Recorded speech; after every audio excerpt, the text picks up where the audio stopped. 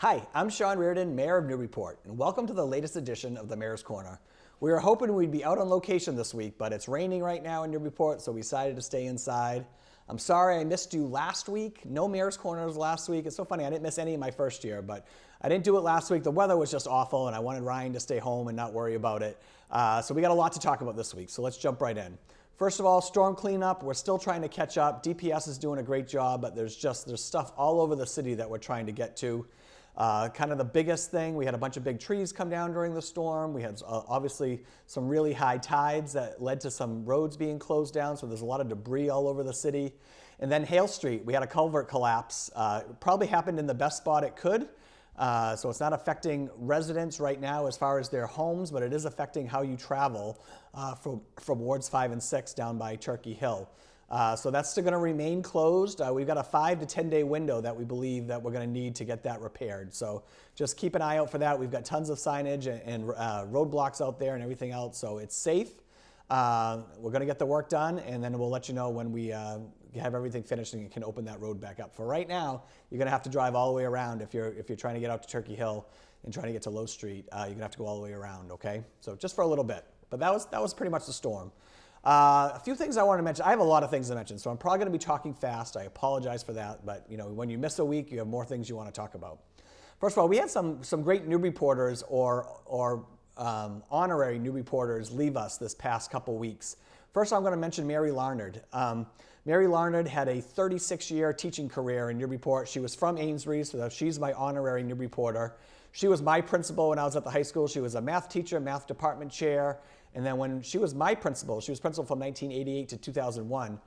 She also taught a class. She taught a high-level math class. I wasn't in it because I wasn't a high-level math student. But she did that while she was principal as well.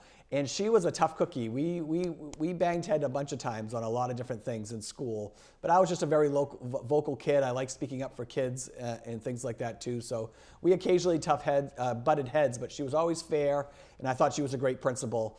She went on to be a trustee at the Institution for Savings, so just really involved in the area for a number of years.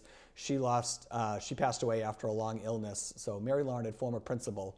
Bev Stalin, so wife to James T. Stalin, James T. Stalin Field, legendary coach and teacher here at Newburyport. I would say she's probably the surrogate mother for generations of Newburyport kids in the 60s and 70s and into the 80s here in Newburyport. But just a wonderful woman. It was very sad when her husband died last year. And it's a wonderful family. Bev would come by and check on me every once in a while here. Jim was so interested in me having this job as a new reporter and doing a good job, and he was always so interested. And Bev, picked up that mantle when Jim passed away. So just really sad. My heart, condolences go out to the family. Bev was just a wonderful woman, and she's reunited with her coach up above us, looking down now. So again, thinking of the Stalin family. And lastly, my Uncle Roger Fuller died last Friday. My Aunt Judy died not that long ago. And so it's not surprising that Roger took a turn, went downhill after Judy passed. But now they're reunited. Roger was a longtime teacher and coach in Methuen, and is actually in the Massachusetts High School Track Coaches Hall of Fame. But just a legendary coach in the Merrimack Valley area. But he was also a great uncle and to us here in Newburyport. So he will be greatly missed. He was a character for sure. And we'll look forward to honoring him at the end of May with family and friends. But again, sad, but I wanted to mention three great people who we lost this past couple weeks. So Marshall Murray announced his retirement. His last day will be May 10th. Marshal Mark Murray has been in the police department here in Newburyport for 30 years, the last 8 as marshal. And Mark Murray's a great story. Newburyport kid, got on the police department, became our marshal. And now, I know it's bittersweet for him to retire, but it's great when you can leave a job knowing that you did a good job, but then you're also leaving the department better than you found it, right? And again, I think we have a great group over there right now for our police department. So we've started the process of finding his replacement. Again, his last day will be May 10th, and then. The search committee is been submitted to City Council. They need to approve that appointment, and then those 9 members will start the search process. I've asked Frank Cousins, former Essex County Sheriff, to lead that process along with our HR Director, Donna Drellick. and they will do the interviewing, they will search for the applicants, they'll do some pre-screening, there will be an assessment that is set up that candidates will go through, and then they'll send their top 3 or 5 candidates to me in the mayor's office, and I will interview and make my choice, and then that choice will have to get approved by the city council. So it's a long process, but we're excited to get it started, and again, we're lucky to have Marshall Murray still on board. And again, celebrating 30 years of working for the city of Newburyport. Another thing I wanted to mention real quick is my brother-in-law, Colonel Luke Teal, just got deployed. And so he's gone for a whole year. He's in the Middle East. I'm not going to talk about where he is, but again, he's a colonel in the Air Force, and he's a wing commander. So 2 whole squadrons of F-15Es from Goldsboro, Seymour Johnson Air Force Base just got deployed. So again, I wanted to mention that just because he's a Newburyport kid, really proud of him. He actually will become a general while he's over there, which is really incredible. He'll get his 1 star. So I don't know the research behind it, but he'll be one of the most recent generals we've ever had here in Newburyport. So that's really exciting. But we're thinking of you, Luke. We're praying for you for a safe return and for a successful mission. So thinking of you, Luke Teal. What else is going on here in Newburyport? There was a press announcement this week, the Whittier and Northern Essex possible partnership. This is something the state is taking the lead on. So the Healy-Driscoll administration, once the vote failed, and thank goodness it did for that $500 million project, the state started to have conversations with not only Northern Essex, but Whittier. They really feel there's an opportunity here that could really bring down the cost. NECO has a lot of area to do work. And they also have buildings that that could be used right now as well for Whittier. So it could drastically change what the project could be up there. Never mind, they've got water, sewer, and things like that. So it's a much better area to try to build something as well. So, my quote in the paper was, I'm cautiously optimistic. I think there's still a lot of things to figure out. This is right now is just an idea, and they're going to pursue that idea. And I hope they do. And it sounds like they're going to involve us in the process, which is good. But at the same time, I still want to make sure that the 11 cities and towns continue on this track of reviewing that regional agreement with Whittier. And hopefully those 2 things can be done in tandem. So when we do have a plan and how that model works with community and vocational school, that we have that agreement in place of how we move forward with that. So we'll keep an eye on it. But again, it's a positive announcement. And we'll just, like I said, keep our eye, and hopefully things can progress there. So this past meeting at City Council, there was a couple things I wanted to mention. First was the American Rescue Act funds, right, or ARPA funds.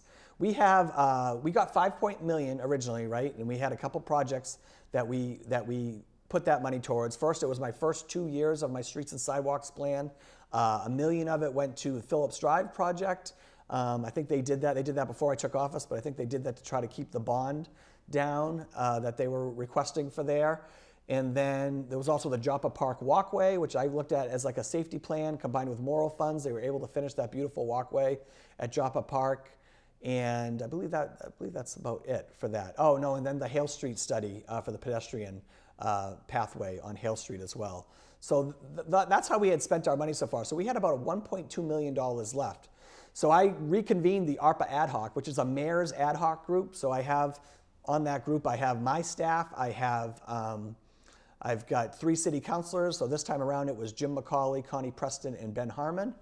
And then we also had some department heads like DPS, finance. I think those were the only ones we had on there, DPS and finance. And then we wanted to talk about, what could we do with the rest of this money? So with ARPA funds, they have to be encumbered. So we have to know what we're going to do with them and report it by the end of this year. And then we have until the year 2026 to actually spend the money. In case you're using it for a project, you have time to finish it, right? So anyways, I'll just let you know what we decided on. So first, we set aside the I believe it's $83,000 for the Pioneer League or the Lower Atkinson Safety Project, all right? So this project, combined with the money that we just asked for from Community Preservation Act funds, so the CPC, that should get us to completely finish that project. And that was kind of the theme when we were talking around the table about what we wanted to do with this money, because this is one-time funds. We wanted to put it in places that we could finish projects, right? Start and finish, and not just be a piece, okay? Because some people were wondering, well, why don't you put this towards youth services? Youth services is a manageable bond amount that we can go out and get.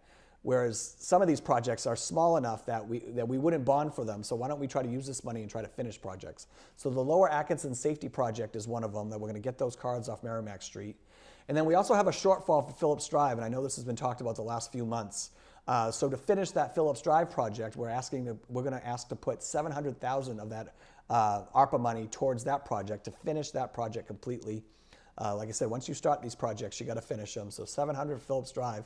And then we were looking at putting 120 towards a study on the Marquand Lane neighborhood, right? They're dealing with some flooding and drainage issues right now too, which is due to all this increased rainfall we're getting, but also due to things that happened many, many years ago that affected the draining in that neighborhood. So that 120 would go to that study. And then the little bit we have left over, we thought we'd put towards streets and sidewalks. So we had a complete consensus around the table, which was really great to see, and we've submitted that into City Council. So they will talk about that at their next Budget and Finance meeting. A couple other things real quick. Artichoke Spillway field trip, that's going to be April 24th. That's going to take off from the Senior Center. We're going to have a Q&A at 2 p.m., I believe, and then we're going to get in buses, and then we're going to go down there and check out the Artichoke Spillway. So if you're interested in that or interested in hearing more about all these water projects we keep talking about, mark that on your calendar, April 24th. Sox Box is back. Jackson and Isla DeVivo, two kids, a junior and senior up at Newburyport High School. They're doing Sox Box, Mission Socks. So you're going to see these Sox Box all over town. They're looking for brand new socks that you can donate. They're going to give them to the Pine Street Inn, and they're going to work with a couple other charities. But there was a big success last year, and we're hoping it's even bigger this year. So thank you to Jackson and Isla. They were both recognized this year in my Community Service Award. So again, for the Youth Award, and obviously I'm very proud of both of them and happy that they're doing this again this year. So next week, we got school vacation week. I'm going to speak at Reverend Helen Mergita's funeral on Saturday at 1 p.m. But I hope everyone has a great weekend. It looks like we're going to get some good weather here the next couple days. And I will see you all next time on the Mayor's Corner.